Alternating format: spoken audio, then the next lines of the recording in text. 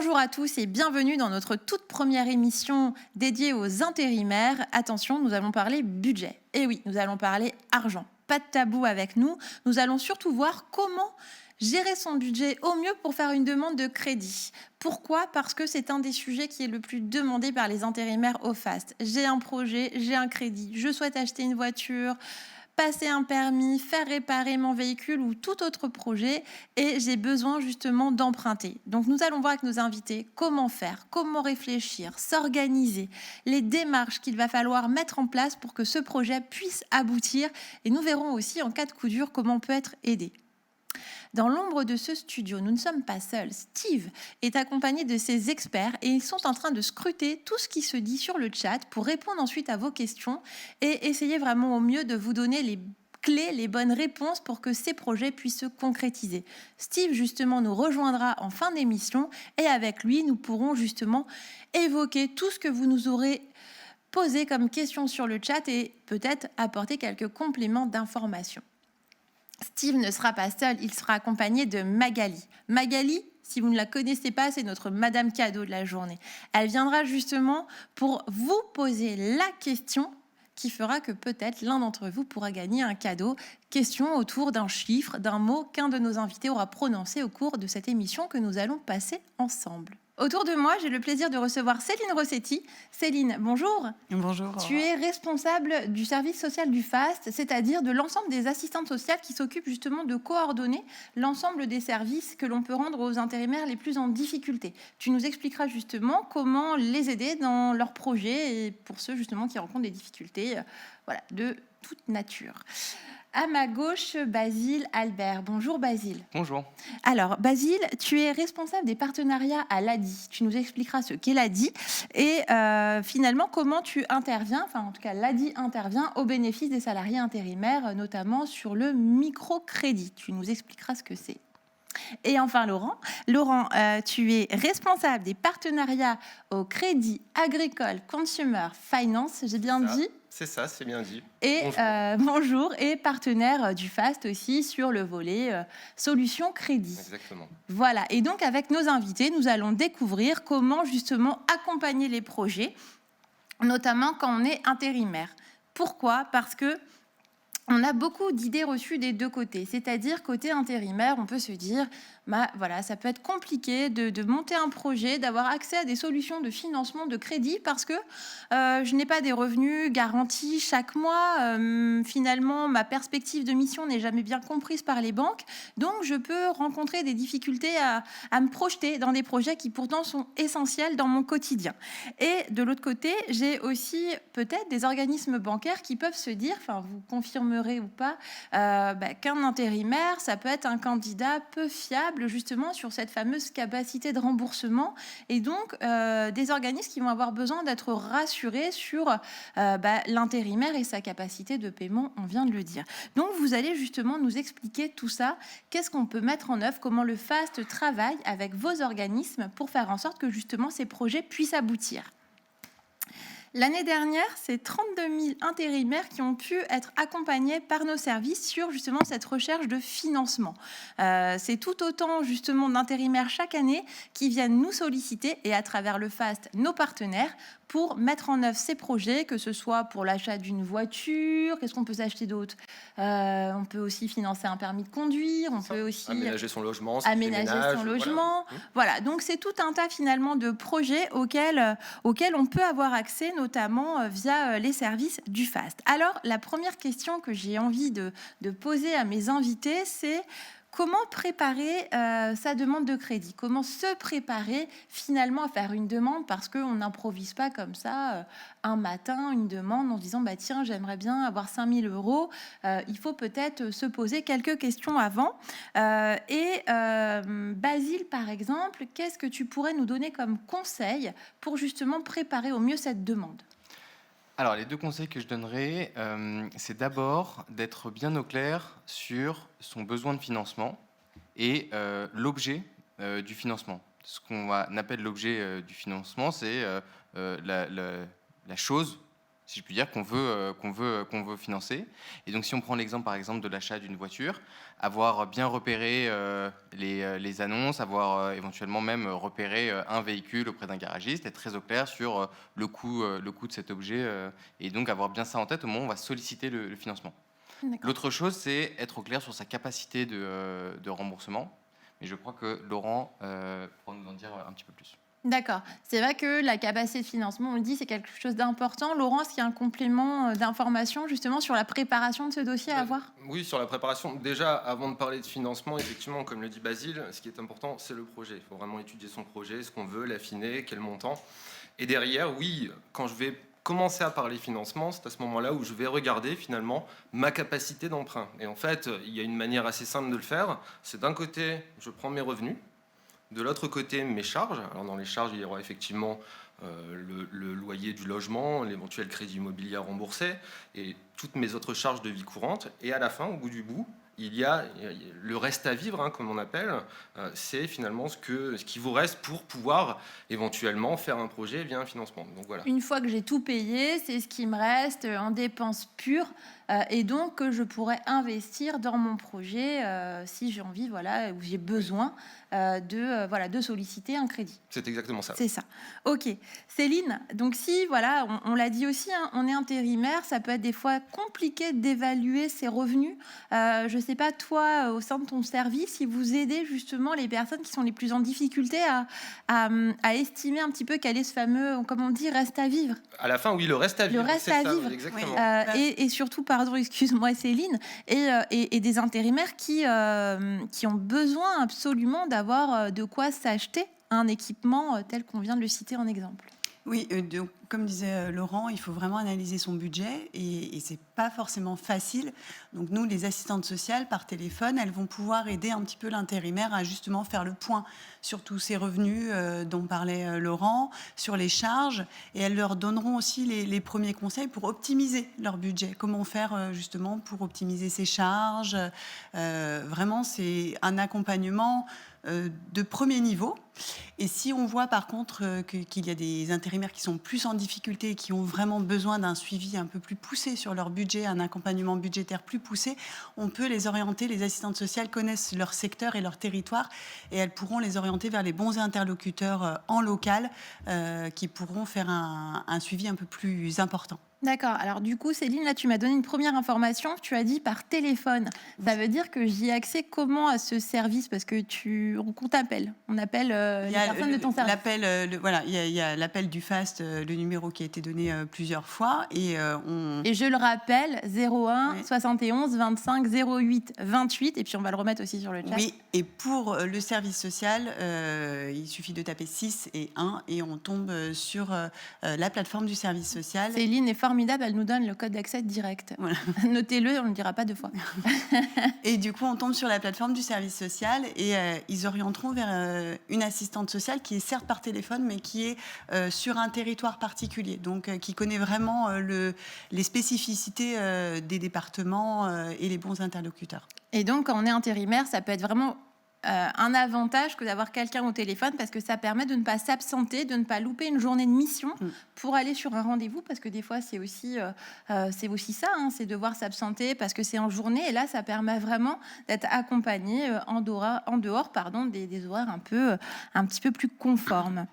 Merci Céline. Du coup, en fait, en préparant cette émission, on a reçu quelques demandes, dont notamment Amadou qui habite en Île-de-France.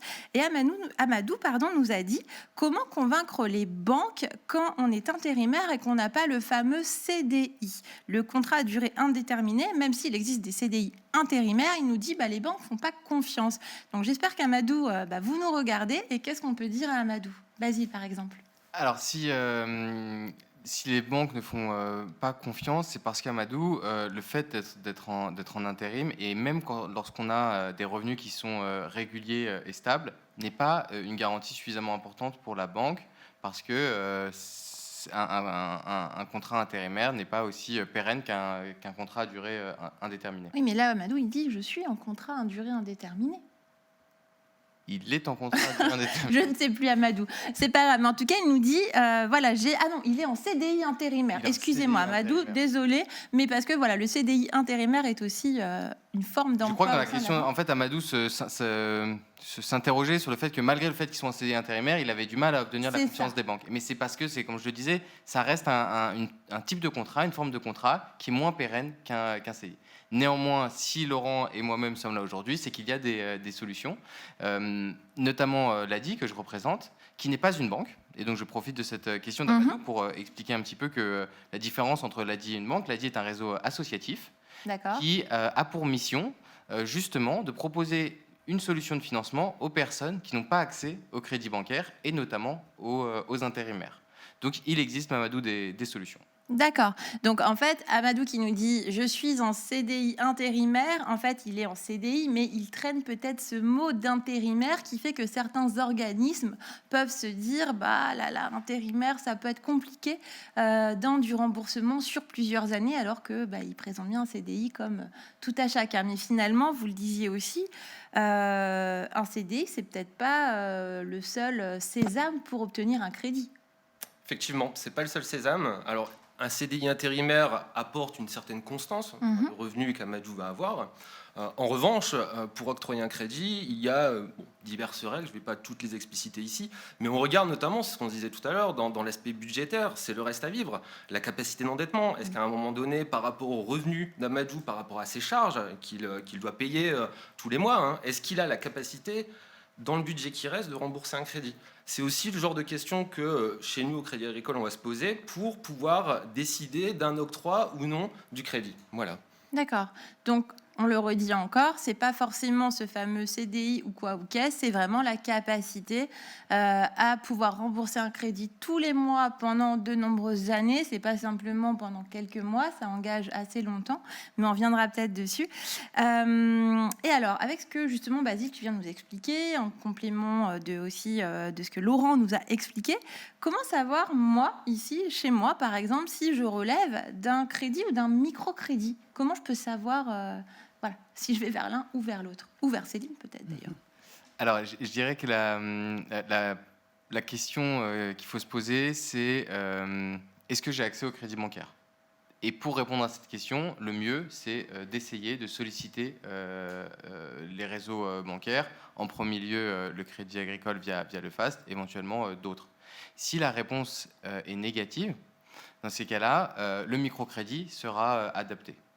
Parce que l'ADI, les services de l'ADI sont réservés aux personnes qui n'ont pas accès au crédit bancaire classique. D'accord. Et à l'ADI, Laurent l'a précisé tout à l'heure, je peux faire n'importe quelle demande pour n'importe quel projet? Très bonne question. Ah. Non.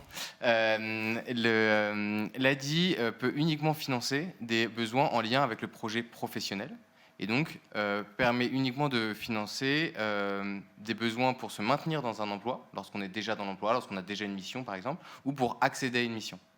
Essentiellement, l'ADI finance des besoins de mobilité, c'est-à-dire l'achat d'un véhicule, la réparation d'un véhicule, éventuellement le passage du permis de conduire, sous condition que cette démarche, l'achat du véhicule ou le passage du permis de conduire, s'inscrive dans une démarche de maintien ou d'insertion dans l'emploi salarié. D'accord, donc c'est vraiment en lien, pour ce qui nous concerne ici, avec la mission et ce qui ferait que ça m'empêcherait d'aller travailler parce que je n'ai pas de véhicule, il est trop usé ou je ne sais quoi d'autre. En tout cas, voilà, c'est vraiment où je n'en ai pas parce que je n'ai pas le permis, donc je dois passer le permis. Ça aussi, ça marche. Et donc là, on peut éventuellement faire une demande au microcrédit, mais on pourrait aussi le faire auprès de Laurent finalement. Oui, tout à fait. Chez nous, au Crédit Agricole Consumer Finance, finalement, on peut financer tout type de projet. Alors, la ligne directrice de notre partenariat, c'est effectivement, comme le disait aussi Basile, le maintien ou le retour à l'emploi, mais on peut financer tout type de projet. Voilà, sauf, mais ça, je vais préciser aussi, sauf les projets immobiliers. On fait vraiment du crédit à la consommation, on est spécialisé dans le crédit à la consommation. Le crédit immobilier, non. Où là, il faut effectivement se tourner vers d'autres organismes. D'accord, ok. Et donc, Laurent, concrètement, on l'a dit, j'ai évalué ma capacité d'emprunt, enfin, je pense l'avoir évaluée. Comment je fais concrètement pour faire cette fameuse demande de crédit auprès par exemple, de ton organisme? Concrètement, deux solutions. pour l'intérimaire. La première solution, c'est Internet, donc se connecter à www.fast.org dans la rubrique, alors je ne sais plus exactement le nom des rubriques. Alors, elle s'appelle Argent. Argent, Alors, moi, voilà. nous, pas de tabou. Hein. Et puis on voit toutes les solutions de financement où effectivement ça présente les offres du Crédit Agricole Consumer Finance, les offres, l'offre du microcrédit. Et donc en passant par là, vous vous connectez à ce que vous appelez au FAST un extranet sur lequel vous saisissez un certain nombre d'informations, vous répondez à quelques questions et vous, en fait, sur le site, rien que ça, le FAST va vous rediriger vers l'offre qui correspond le mieux à votre besoin. Donc soit notre offre au Crédit Agricole Consumer Finance, soit le microcrédit. D'accord. On voit d'ailleurs en ligne à côté comment accéder à ce service et justement le petit bouton pour faire cette fameuse demande en ligne. Donc c'est assez simple et accessible. C'est assez simple, accessible. Et donc, suite à ça, vous basculez ensuite dans l'univers de Crédit Agricole Consumer Finance, où là, vous allez également saisir un certain nombre d'informations vous concernant, des informations personnelles, des informations d'habitation, faire le bilan des revenus et des charges, on en parlait tout à l'heure. Et donc, vous pourrez avoir une réponse de principe immédiate. Est-ce que, sur base des informations que vous avez saisies, oui, on est en mesure de vous accompagner ou non? Donc ça, c'est la première possibilité, c'est Internet. La seconde possibilité, c'est d'appeler les conseillers du FAST au 01 71 28 08 28, on y était presque. 25 08 28. Voilà, 25 08 28, on refera un petit récap à la fin de l'émission, savoir si tout le monde connaît bien le numéro. Parce que Laurent aussi, donc on voit que c'est assez facile, direct et rapide pour avoir à peu près une estimation, mais il me semble que tu voulais faire une alerte aussi, je dirais à ceux qui feraient peut-être un petit peu trop de demandes un peu dans tous les sens. Enfin, oui, ça arrive effectivement, et ça c'est plus sur la partie Internet. En fait, et c'est tout l'objet aussi, l'intérêt de la préparation, c'est qu'à un moment donné, ne faites qu'une demande en étant le plus transparent possible dans les informations. Ne renouvelez pas successivement les demandes pour savoir jusqu'à où ça passe, parce que plus vous ferez de demandes, plus derrière, vous serez pénalisé. Nous, dans nos outils informatiques, on considérera que votre capacité d'emprunt, finalement, elle se réduit au fur et à mesure des demandes. Donc voilà, parce qu'on prend en compte les précédents qui ont été faites. Donc, ne faites qu'une demande avec les bonnes informations, et c'est, je pense, le mieux, effectivement. D'accord, ok. Donc vraiment, voilà, avoir une idée assez claire de son projet. Et une fois que je sais à peu près de quel montant j'ai besoin, parce que j'ai aussi estimé ma capacité de remboursement, je vais sur le site du FAST où j'appelle. Et puis de là, on va m'accompagner pour voir ce qui me correspond le mieux. Je crois que j'ai compris à peu près comment ça se passe. Ok. J'ai une demande de Clara aussi, qui elle habite à l'île de la Réunion et qui nous a dit de manière très simple, mais quelles sont les démarches pour faire une demande de prêt? Là, on a parlé justement du FAST. Il faut aller sur notre site ou nous appeler. Et concrètement, comment on peut faire cette démarche? Enfin, qu'est-ce qu'il faut pour faire cette demande auprès de vos services? C'est que Clara habite à La Réunion en France métropolitaine, c'est pareil, c'est exactement les mêmes démarches, soit Internet, soit le téléphone, de la même manière. D'accord. Donc, il faut des papiers en particulier. Est-ce qu'il faut préparer tout ça? Alors, quand même aussi. Quand vous ferez donc, ce que je disais tout à l'heure, la saisie d'un certain nombre de formulaires, que ce soit sur Internet ou par téléphone, le conseiller va vous demander un certain nombre d'informations. Derrière, il y a une réponse de principe.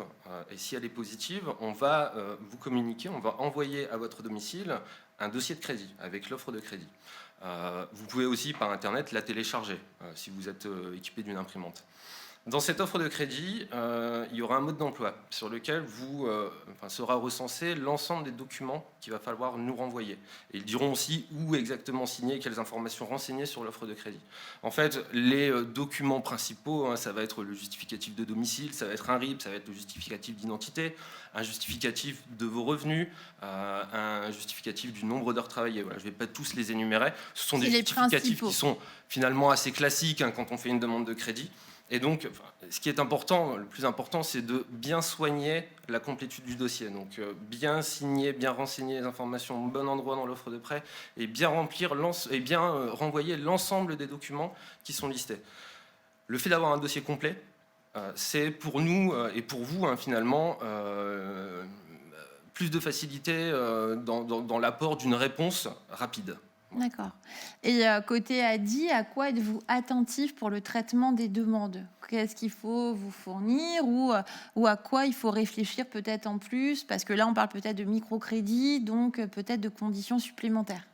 Alors, pas tellement de conditions supplémentaires. On sera attentif, bien entendu, à la capacité de remboursement. On en a parlé un petit peu plus tôt. L'objet du prêt, on ne finance que des projets liés à l'accès au maintien d'emploi, j'ai dit tout à l'heure. En ce qui concerne les documents, nous, à l'ADI, on demandera aux travailleurs intérimaires de se présenter avec les 3 derniers relevés de compte, un justificatif de domicile, un justificatif d'identité. Et enfin, nous, à l'ADI, pour pouvoir prêter aux personnes qui nous sollicitent, on demande à ces personnes d'avoir dans leur entourage quelqu'un qui se porte garant sur la moitié de la somme empruntée.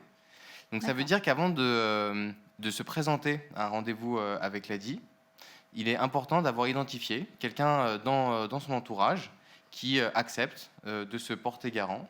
Ça peut être quelqu'un de la famille, ça peut être un ami, ça peut être également un collègue. Mais il est important d'avoir réfléchi à ça parce que pour nous, c'est une condition essentielle pour accéder au microcrédit. Et je réponds à une question que tu ne m'as pas posée, Aurore. Prends la liberté de... Vas-y. Comment est-ce que ça se passe pour entrer en relation avec l'ADI ? De la même manière que pour Crédit Agricole, la bonne porte d'entrée, c'est le FAST. Il faut passer par le FAST parce que le FAST, les interlocuteurs du FAST, soit via le site internet, soit via la plateforme téléphonique, auront cette capacité à flécher, à vous orienter vers l'intervenant le plus adapté, que ce soit l'ADI ou le Crédit Agricole. Et une fois que vous serez mis en relation avec l'ADI, nous à l'ADI, on vous proposera un rendez-vous physique ou par téléphone dans certains cas, si ça vous convient mieux. Mais on va favoriser le rendez-vous physique au plus proche de chez vous, dans l'une de nos agences, dans laquelle vous serez reçu par un conseiller.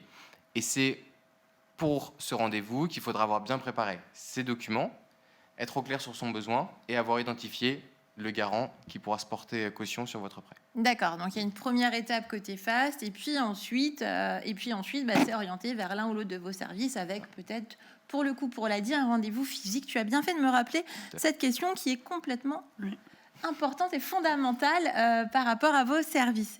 Céline, tu voulais rajouter quelque chose ?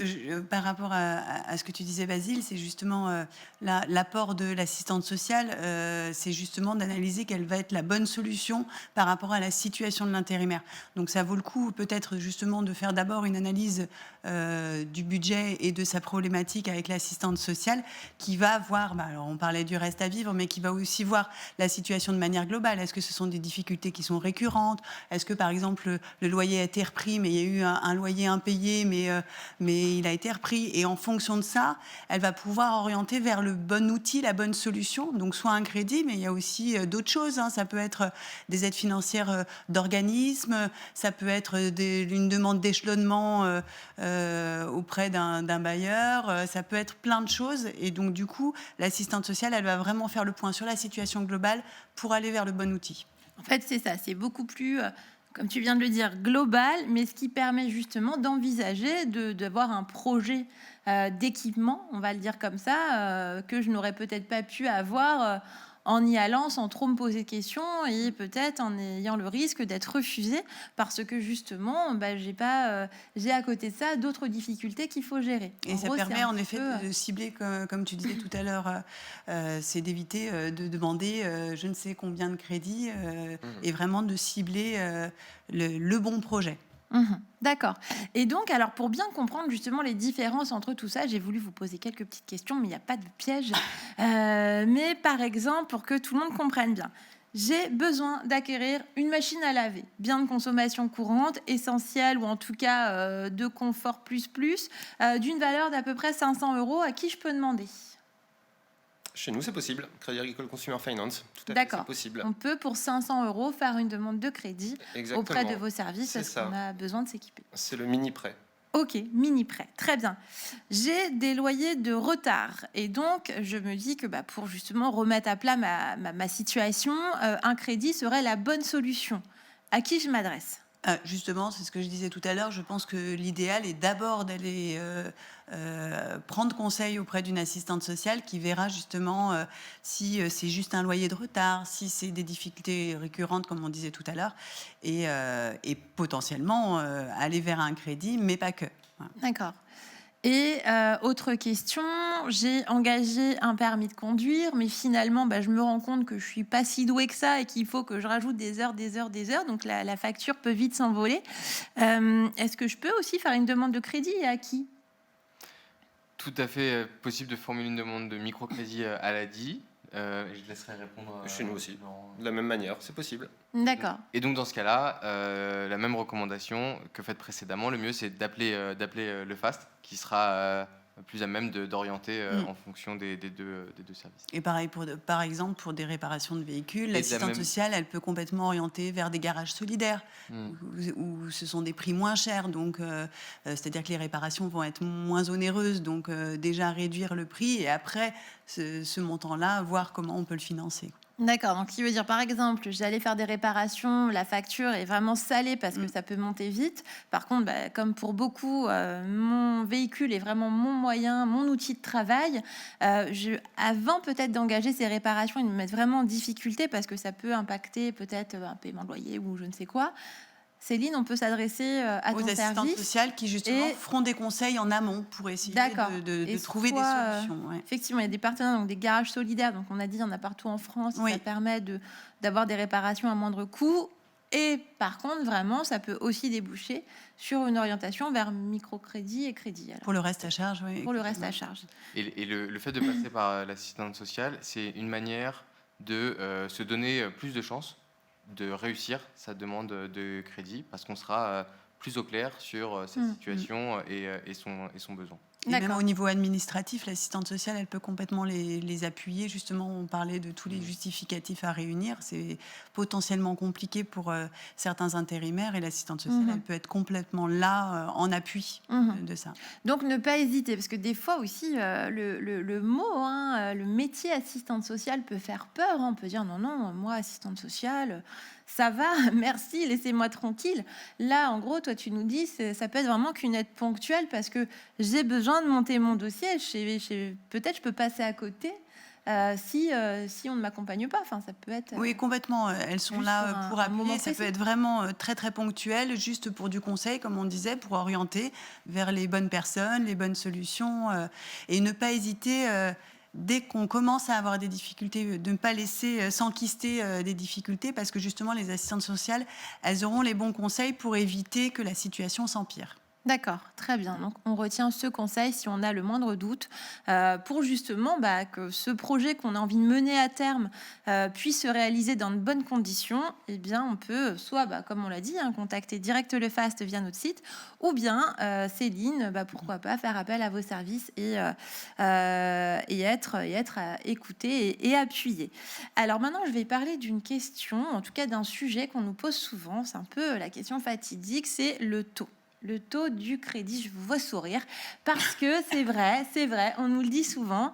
Oui, mais les taux proposés par vos partenaires sont pas plus intéressants, plus compétitifs qu'ailleurs. Alors, quel est l'intérêt de passer par vous? Et je le rappelle quand même, pour ceux qui ne le sauraient pas, mais le FAST est une association à but non lucratif, donc à aucun moment nous ne sommes là pour avoir des bénéfices ou des rétributions sur les crédits qui sont obtenus. Loin de là, c'est vraiment l'idée de faire en sorte que, parce que vous êtes intérimaire, vous ayez accès sans discrimination à des services justement de financement. Et c'est là où l'ADI et Crédit Agricole Consumer Finance ont répondu présents sur ces partenariats. Alors, il y a aussi Carole, qui habite en Occitanie, toujours en préparation, qui nous a clairement posé la question du taux. Alors, on va peut-être parler l'un après l'autre, c'est pas forcément le même, je ne sais pas. Laurent, on commence par toi. Le taux, il est toujours cher, ça c'est sûr, toujours trop Oui, on cher. aimerait toujours qu'il soit à zéro. Non, mais voilà, derrière le taux, il faut voir que, au travers du partenariat que nous avons avec le FAST, c'est vraiment une offre dédiée aux intérimaires qu'on ne retrouve pas dans d'autres organismes bancaires. Donc voilà, c'est une offre dédiée, des outils qui sont dédiés, une organisation avec du personnel également dédié, formé pour étudier les dossiers spécifiquement des intérimaires. Donc voilà. C'est ce qui explique aussi le taux, cette organisation. Après, mon conseil, c'est au-delà du taux, parce que le taux, c'est bien, mais c'est facial. Derrière, il faut aussi regarder la mensualité à rembourser, parce que finalement, c'est ça le plus important. Est-ce que la mensualité à rembourser rentre dans votre budget? Oui ou non? Est-ce qu'on peut augmenter un petit peu le montant empruntable? Est-ce qu'on doit le réduire? C'est plutôt ça qui est important, plus que le taux à proprement parler. Ouais. Mhm. Et côté dit avec toi, Basile, comment on explique le taux qui est appliqué justement au microcrédit? Ouais, c'est une c'est une très bonne question et je suis très heureux que tu la poses, Aurore. En fait, pour nous, ce qui va compter bien au-delà du taux, c'est l'accès. D'accord. C'est le rendre possible. Comme je le disais tout à l'heure, nous proposons des solutions de financement uniquement aux personnes qui n'ont pas accès au crédit bancaire et cette réalité ne nous convient pas. Et donc c'est pour ça que l'ADI existe, c'est pour lutter contre ce phénomène qui veut que les intérimaires par exemple ou d'autres personnes n'ont pas accès au crédit bancaire. Pour ça, nous, on a essayé de construire des solutions et en effet, ces solutions, elles sont un petit peu moins intéressantes sur le plan économique, c'est-à-dire Mhm. qu'elles sont plus coûteuses. Le taux D'accord. à l'ADI est supérieur au taux qu'on peut retrouver dans d'autres banques. Donc nous, ce qu'on dit, c'est que si vous avez accès à des services bancaires classiques, n'hésitez pas à les solliciter. En revanche, si vous n'avez pas d'autre solution, vous pouvez solliciter un microcrédit à l'ADI. Je crois que le taux... On a un exemple justement. Tu Parfait. nous as fourni un exemple fourni pour qu'on un petit, comprenne très concrètement, petit parce qu'il exemple. y a rien de mieux que les chiffres et le concret pour se dire, bah voilà, si mon projet c'est celui-là, combien ça va me coûter? Exactement. Explique-nous tout. Et bien, je vais vous raconter l'histoire de Michael, qu'on voit là au téléphone avec un conseiller de l'ADI. On le reconnaît bien, On Mickaël. le reconnaît bien, Michael. Michael, il est intérimaire à Dijon et il avait besoin de remplacer son véhicule parce que son véhicule était vraiment dans un état catastrophique, on ne pouvait pas le rattraper. Et donc, il a souhaité s'acheter une Clio. Il a trouvé une annonce sur Internet. Il a appelé les services du FAS. Il a été redirigé vers l'ADI. Et voilà la proposition de financement que l'ADI lui a faite. Michael, il a sollicité un financement de 4 500 € sur 30 mois. Donc la totalité voilà, du montant, parce qu'on peut aussi avoir des gens qui ont un petit Tout à peu de fait. sous de côté, qui disent bah, tiens, je mets 500 € et puis tu empruntes le reste. Ouais, remarque très intéressante. Nous, à l'ADI, on ne demande pas aux personnes d'avoir un apport.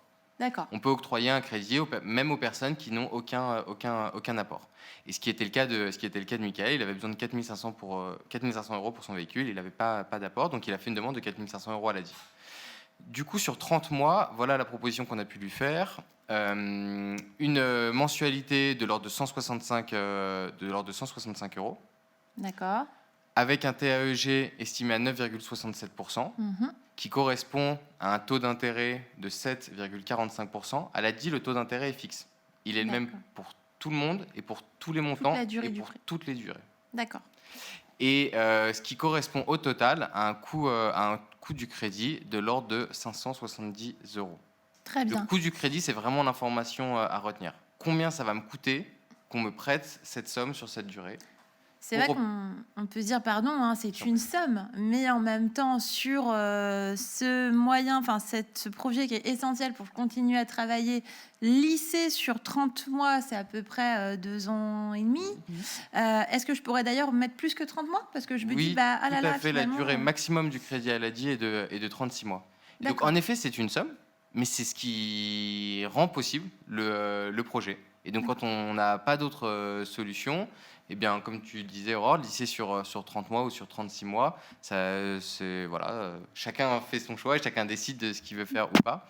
Mais pour un certain nombre d'intérimaires, c'est-à-dire un peu plus de 1000 par an, c'est l'option pour laquelle ils optent. Et dernière question, est-ce que je peux changer d'avis, entre guillemets, parce que j'ai eu peut-être une prime ou j'ai eu des revenus plus importants? Est-ce que je peux dire, ben, je veux rembourser plus vite? Oui, C'est tout à possible? fait, tout à fait. D'accord, ça c'est aussi finalement un avantage qu'offre l'ADI notamment, qui est peut-être de pouvoir aussi, bah, quand ma situation a peut-être un petit peu plus d'embellie, dire bah tiens, je vais solder peut-être un peu plus rapidement mon crédit. Tout à fait, c'est D'accord. possible, sans frais.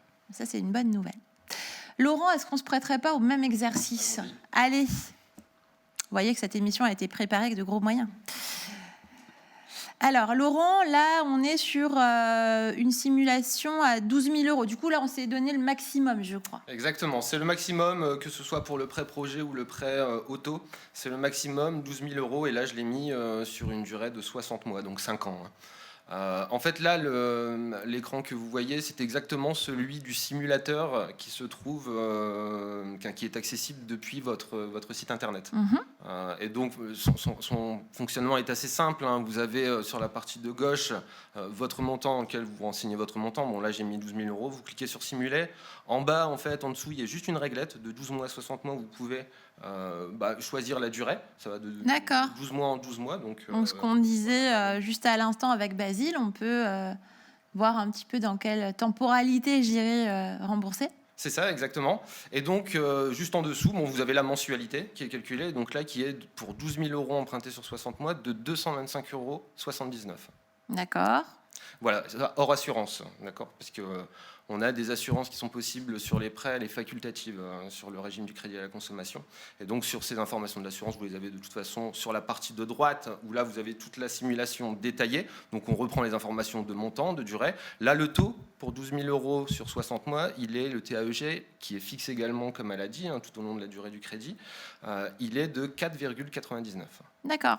Donc là, on se rend compte avec vos exemples un peu de finalement, une fois que j'ai cliqué sur ce fameux bouton sur le site du FAST, je fais ma demande, comment ça se passe concrètement derrière et comment je peux évaluer mon projet et voir si je vais pouvoir dans le temps, peut-être accompagné par les services de Céline, rembourser ce crédit et peut-être, je sais pas Laurent, est-ce que les gens des fois peuvent se dire, tiens, je pensais emprunter que 5 000 ou 8 000 euros, puis au final, je peux emprunter plus que ce que j'avais prévu. Oui, effectivement, oui, ça arrive. Alors après, j'en reviens à ce qu'on se disait aussi au début, c'est de se dire que c'est le projet le plus important.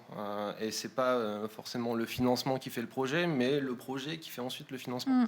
Et oui, ça arrive. On a effectivement des intérimaires qui appellent les conseillers du FAST, qui étaient dans l'idée de se dire, je voudrais 5 000 euros, et qui par leur échange avec le conseiller, se disent finalement je peux augmenter un petit peu, je peux mettre 8 000 euros en augmentant un petit peu la durée et m'acheter un véhicule qui correspond peut-être un peu mieux à mon besoin. Donc voilà, c'est effectivement possible et on a assez régulièrement le cas, oui. D'accord. Donc c'est intéressant. Vraiment là, ce qu'on voulait, c'était vous montrer concrètement comment ça se passe pour qu'on puisse se dire, finalement, oui, c'est une somme, mais en la débloquant avec des solutions de financement, ça me permet de sécuriser mon emploi, ça me permet de subvenir peut-être à des besoins plus essentiels, projets.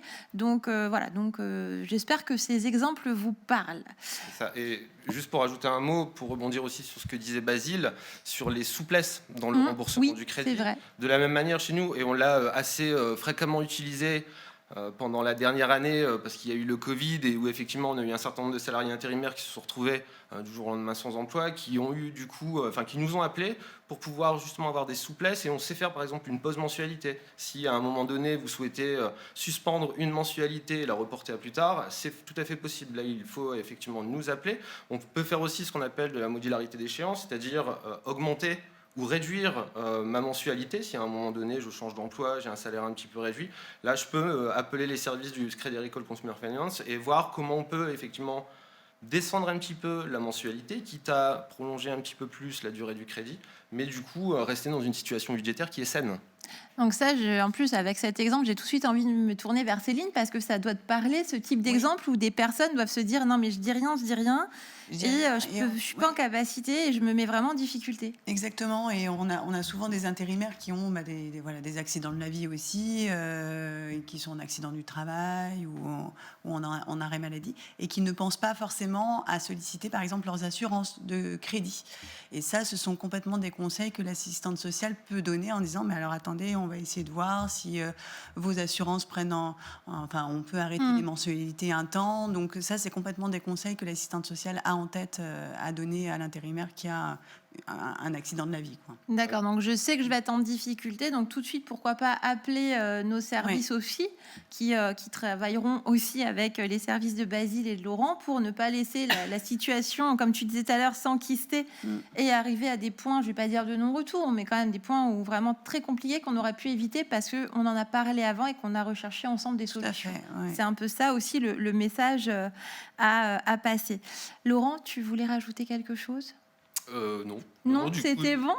C'était bon, oui. Moi, j'avais une dernière question parce que Basile nous disait aussi que le crédit était maximum sur 36 mois avec l'ADI. Est-ce que j'imagine que c'est un peu plus long avec crédit 60 mois. Ouais, c'est ça, 5 ans. D'accord. 5 ans, ok. Ça, 5 ans. Effectivement, pour des sommes plus importantes, ça peut aller un petit peu plus loin. Et d'ailleurs, petite question, mais je me suis engagée dans un crédit, puis finalement, je suis intérimaire, mais l'entreprise dans laquelle je travaille m'embauche. Je passe en CDI, ça change rien. Non, absolument rien. Non, vous continuez à rembourser votre crédit selon les termes du contrat initial. D'accord. Et voilà. Après, si effectivement vous avez, c'est ce que je disais, un salaire un peu plus conséquent, vous pouvez voir pour augmenter un petit peu votre mensualité de crédit pour le rembourser en un peu moins longtemps. Voilà. D'accord. Eh bien, merci beaucoup. Céline, toi qui justement connais bien toutes ces situations, est-ce que tu as peut-être des exemples en tête de personnes avec lesquelles justement on aurait pu éviter des situations compliquées parce qu'on on est intervenu sur de la médiation? Qu'est-ce que tu peux donner comme conseil justement à tous ceux qui aujourd'hui peut-être hésiteraient à se lancer dans un projet de financement parce qu'ils se sentent fragiles, mais en même temps, ils ont besoin d'un véhicule pour aller travailler. Enfin, voilà. Sur quoi vous appuyez, vous, pour travailler dans vos services? On peut appuyer, c'est ce qu'on disait déjà, de trouver la bonne solution. On peut aussi appuyer, par exemple, des fois, au lieu d'aller justement à la solution crédit, on peut complètement négocier des échelonnements avec les créanciers, c'est-à-dire ceux à qui on doit de l'argent. On peut aussi demander des aides financières si notre capacité financière ne permet pas d'avoir un crédit. Donc on a des exemples comme ça. Nous on analyse vraiment des situations où on peut, par exemple, on négocie avec les bailleurs des échelonnements de loyer impayés. On peut complètement orienter vers des aides financières. Je prends encore l'exemple du loyer, mais vers Action Logement qui peut potentiellement aider sur certains loyers ponctuels. Donc vraiment, n'hésitez pas, s'il y a un message à faire passer, n'hésitez pas, dès qu'il y a une difficulté, à appeler nos services et elles s'adapteront à la personne. Comme tu disais tout à l'heure, on a peut-être des fois un petit peu des angoisses d'appeler une assistante sociale, mais elles vont s'adapter justement à ces personnes-là en disant on va faire juste un appui ponctuel et au-delà de ça, elles vont vraiment analyser la situation globale pour pouvoir s'adapter vraiment à la situation de l'intérimaire et l'intérimaire lui-même. D'accord, donc décider ensemble de l'accompagnement, de sa durée et de ce sur quoi ça va porter. Exactement, ouais. Et donc, on le dit bien et on le redit encore, si je sens que je vais être en risque, je le sais, il y a un coup dur qui peut arriver, on le dit, souvent c'est l'imprévu, mais on sait aussi qu'on va peut-être avoir une dépense de santé importante dans quelques mois ou un autre exemple, eh bien, surtout, j'en parle, j'essaye d'anticiper et j'essaye de trouver en amont des solutions. Oui, parce que tu parlais justement des exemples. On peut avoir des exemples où justement les personnes vont s'endetter, vont par exemple pas payer certaines charges parce qu'ils ont un projet justement soit de réparation de véhicules, soit d'achat de véhicules, et donc ils vont privilégier ça à d'autres charges, et puis ils vont pas nous appeler, donc ils vont s'endetter, et du coup nous on les a à un moment donné où on est vraiment sur une situation d'endettement profond. Donc en fait, si nous avaient appelé pour ce projet-là et où on aurait pu les accompagner sur justement le financement, on aurait pu éviter une situation problématique. Oui. D'accord, ok. Merci beaucoup pour vos informations, vos apports, vos conseils. Je pense que c'est très riche pour ceux qui nous regardent. Ces éclairages sont vraiment précieux parce que aussi on nous fait face beaucoup de demandes de crédit. C'est un des sujets qui est le plus demandé parce que les intérimaires ont vraiment beaucoup des fois, il faut se le dire, de difficultés à accéder à des organismes bancaires. Et donc, voilà, ça peut être une solution. C'est pas forcément, on l'a dit, la seule. Peut-être même, j'ai envie de dire, la meilleure parce qu'on peut être alléché par d'autres solutions, mais qui peut-être, au final, ne peuvent pas se révéler si intéressantes que ça dans le temps. Donc, voilà. Donc, moi, je vous remercie vraiment tous les trois d'être venus sur ce plateau, nous donner vos conseils. J'espère que ça a pu vraiment vous servir pour mettre en place ces projets ou réfléchir un petit peu plus.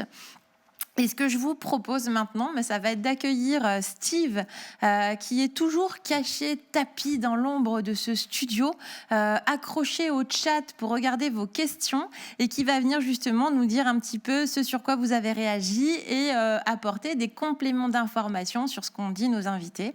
Et accompagné de Steve aussi, Magali le rejoindra sur ce plateau pour parler cadeaux, parce que aussi...